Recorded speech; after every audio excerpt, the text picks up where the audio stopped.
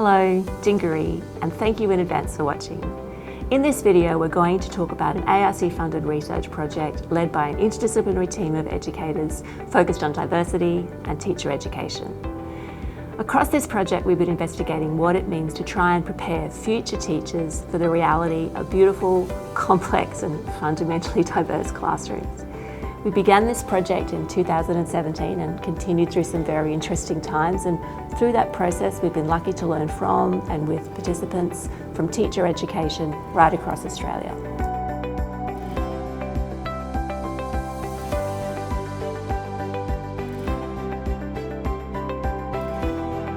So in this video we'll introduce you to a new interdisciplinary framework we've developed, and we'll explain the features and the power of that framework, which we've called Epistemic reflexivity for diversity. We'll listen to our teacher education colleagues explain how they use that framework and the foundational commitment to creating educational and social justice that shapes their work. And we'll also be inviting you to join in our journey towards the sort of educational change that will mean that all benefits from education can flow equally to all learners.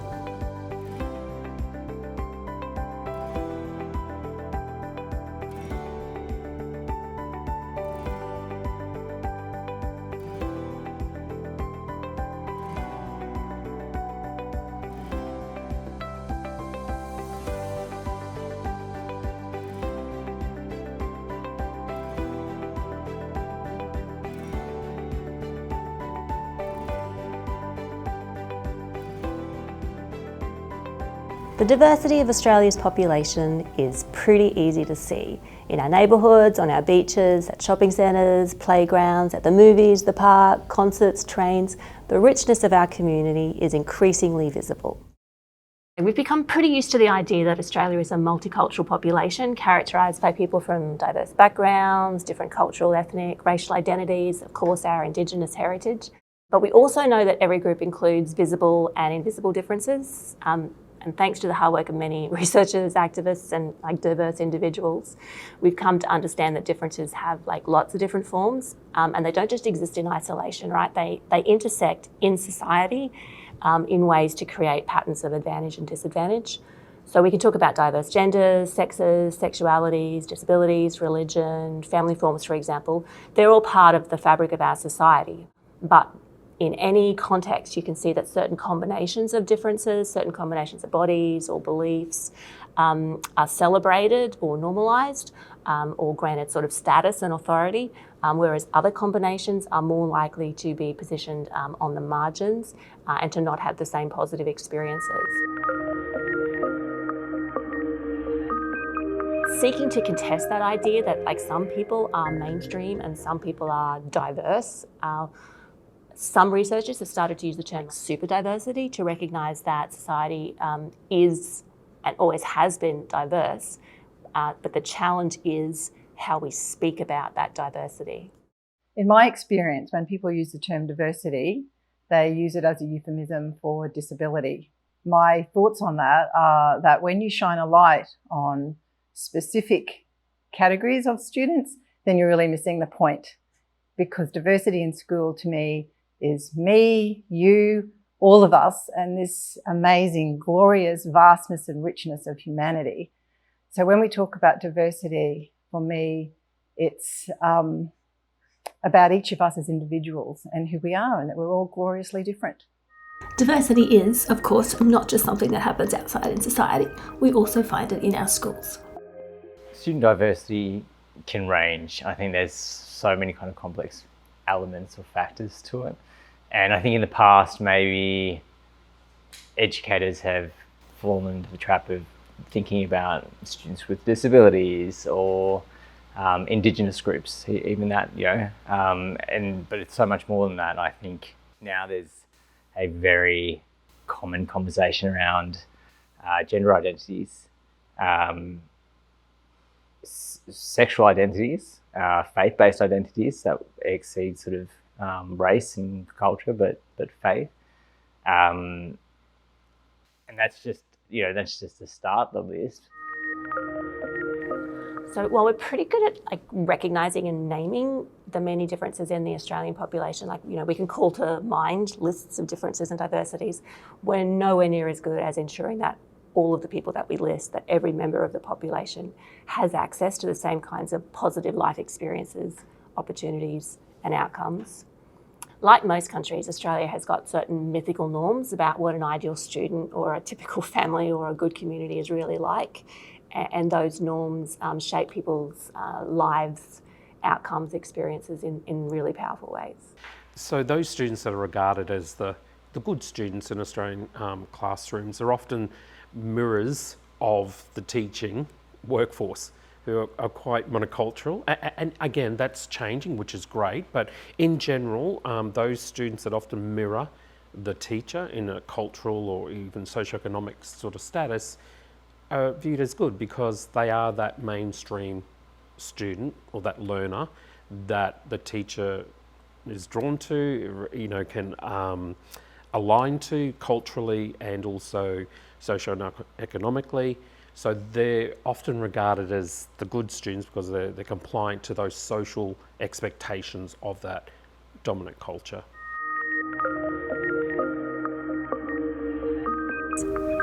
Indicators such as life expectancy, risk-taking behaviour, employment, income, job security, promotion, access to health or leisure facilities, they are all shaped by variables relating to difference. They're all shaped by socioeconomics, by gender, by geographical location, and so on.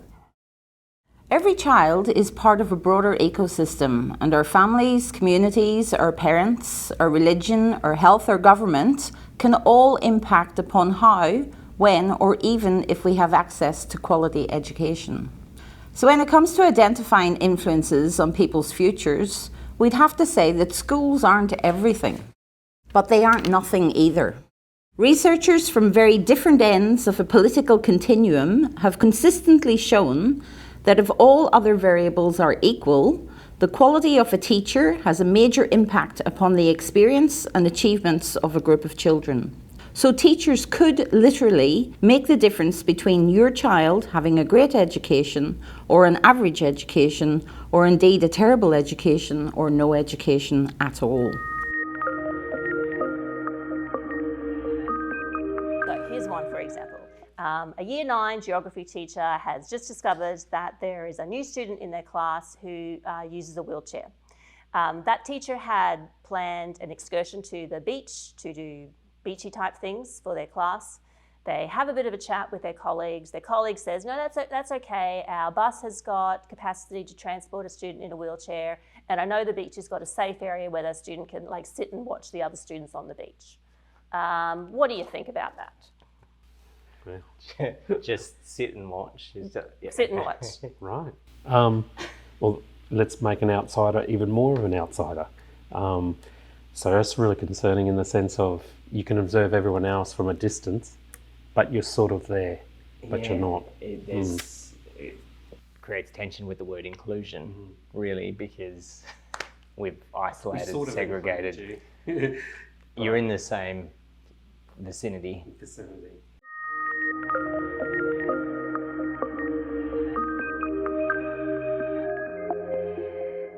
So diversity has become an issue, I guess a topic of conversation, for the simple reason that mainstream education has, in many ways, failed to be accessible to everyone. And so I think that's why it's a hot topic, but a really important topic to discuss. And I think when we think about mainstream schooling here in Australia, success in that system is very narrow, and that makes it difficult for any range of the groups that I previously listed to access. When we look carefully at any data relating to student achievement, we can see average rates of achievement. But when we look more closely at that information, we can see that lots of students are doing very, very, very well. That means that school is working fine for large chunks of the population. So given that, it's not really possible to argue that the main problem is that teachers don't understand content, or that they lack the disciplinary backgrounds, or need to develop the technical skills to raise the overall achievement of the student population. Rather, the biggest problem might be the ability to translate that knowledge of curriculum, pedagogy, assessment, and so on into the construction of environments that work for diverse learners, including those who are different in background and experience to ourselves. But we know that the vast majority of teachers are committed and motivated to enter the profession to do their very best and to make a positive difference to their communities, to the society as a whole, and to individuals and groups of students. In all the years I've been in education, as a classroom teacher, principal, teacher educator, that's been my realisation, that the concern is that teachers do feel underprepared to work with kids who are from culturally, linguistically different and diverse backgrounds. Kids with disabilities and members of First Nations communities. So, given that most teachers are motivated to make a positive difference in kids' lives and have a good understandings of curriculum and pedagogy relative to their career stage, but lack confidence and experience in communicating their knowledge to all of the students in the care, what do we do next? We have to recognise that being a teacher is complex, but also so very rewarding. And what we also need to be mindful of with that complexity, particularly with diversity in the classroom, it's not a haphazard experience. It has to be planned and considered in response. It needs to be informed. It actually needs to be challenged as an educator. And working with my teacher education students, I often ask them to be critical consumers of knowledge. They are the, I suppose, recipients of knowledge and the experience of going through a teacher education course. But I'm asking them to be mindful of, well, who constructed that knowledge? Effective teachers can keep different bodies of knowledge together. Curriculum, pedagogy, assessment, context, working under pressure, day after day after day.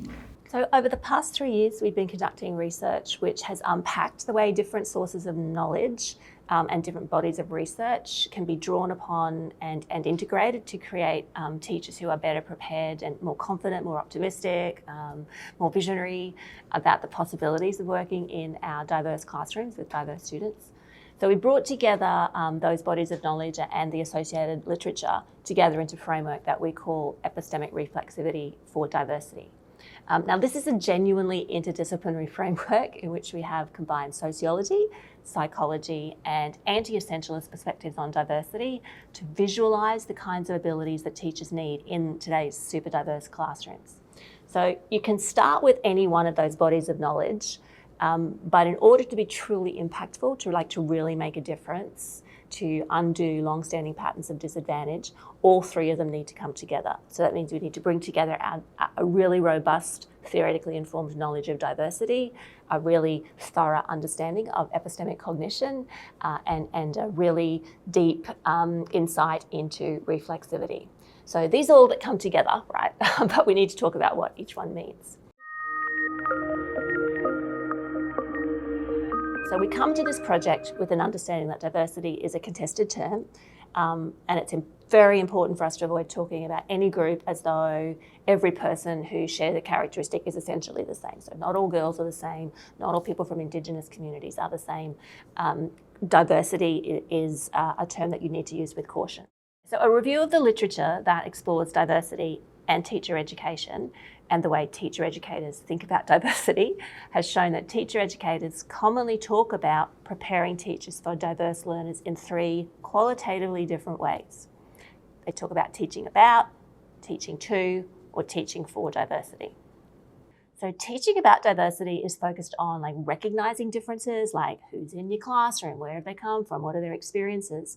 It's about mapping the sort of risks that some groups will have experienced, the risks associated with differences, and then understanding how some groups might have been advantaged or disadvantaged due to their particular characteristics, and then being, prepared to respond to that in some kind of way. So it's a knowledge about the existence of diversity. Teaching to diversity, sometimes it's referred to as like catering to diversity, is focused on the adjustments, like what do you do then? So how do we accommodate or modify resources or environments to suit a particular student or group? How do we fit people in? How do we change things around so that a person can participate? How do we accommodate a particular group of people or a particular individual? Now, that's obviously really, really important, but by themselves they aren't enough, because you can see running through that is the idea that, okay, we're gonna recognise that you exist, and we're gonna make a few changes here to let you come in, like you can physically get into our room, you can physically be here, but really we're gonna leave the system itself as is. We're not really gonna do any fundamental change of education, the education system, or the way we teach. Teaching about and catering to diversity, they generally come from places of good intentions, like people with really good motivations because they want to support all of their students. But they can also reproduce stereotypes and beliefs that all members of a group are all the same as each other. And an associated risk is that by attempting to create almost checklists of diversities, we start producing tips and tricks about how to cater to that diversity. We start creating subpopulations that are perpetuating the idea that some groups are fundamentally different to others. And the risky part is that one group is normal and everybody else is diverse. So some groups are positioned as natural and some groups are positioned as other to a norm. And therefore some groups get a sense of belonging while other groups are positioned as outsiders. So one of the very well-known risks associated with a diagnosis of intellectual disability is to be segregated and congregated with other people who have intellectual disability. In fact, as we speak, we still, as a worldwide educational community, will send students with intellectual disability to special schools. So it's a very strong risk if one is labelled with intellectual disability that will be associated with very low expectations. That can be associated with views and perspectives that all you need to know is how to tie your shoelaces and catch a bus. So you're then denied the very rich experiences and opportunities that are afforded to other students around knowing about the world and what the world is and your place in the world and who you are. Very often those opportunities are denied to someone who has a label of intellectual disability. And a related risk is that focusing on collecting so-called facts about diversity and then catering to that diversity, it really leaves unquestioned the whole environment, the beliefs, our own attitudes that create the risk that people have to deal with in the first place. Teachers who've got a commitment to social justice will generally agree that a white, Christian, able-bodied male student is no more entitled to success than anyone else. But our wider social beliefs and behaviours can generate choices that work to create disadvantage. We make some identities more powerful than others, and then we perpetuate that over and over and over until it seems natural, normal, inevitable. So to challenge that, the perspective of teaching for diversity draws upon what we've learnt from people who have researched issues like gender, race, socioeconomics, disability, sexuality, and all their intersections, of course, to ask those questions about, how do these norms get constructed in the first place? How do they get normalised? How are they repeated? And then, of course, how can they be contested? And teaching for diversity is fundamentally a perspective that recognises that knowledge about diversity is always constructed. When people are telling you something about diversity, that knowledge has come from somewhere. And so we need to be really aware of the knowledge claims that we accept, that we challenge, that we contest, and that we generate ourselves. So the About to For model came from an analysis of the literature. That's the literature that teacher educators were drawing upon when they conducted research about one or more groups labelled as diverse. We found that most of the literature was related to teaching about and to diversity, i.e. facts and figures about diverse populations and how to cater for these groups in our classrooms. There was much less literature around teaching for diversity, that is, going beyond the tips and tricks to prepare future teachers and developing a deeper understanding and critical thinking to support a teacher education approach of supporting a social justice agenda. Sometimes just knowing about what disability is feels very unsatisfying and in some ways perpetuates a marginalisation, I suppose, because it others students, it makes students different. So that's one form of knowledge, but I think, yes, it's important not to privilege that over the skills that teachers know about what they can actually do about that. I also think there's another type of knowledge which is the sort of, it's a more reflective, I suppose. I'm not sure whether you would call it a knowledge. There's the critical reflection on experiences, knowing about the history, being reflective of your own consciousness around what's happened to people with disabilities and how you might have and still could contribute to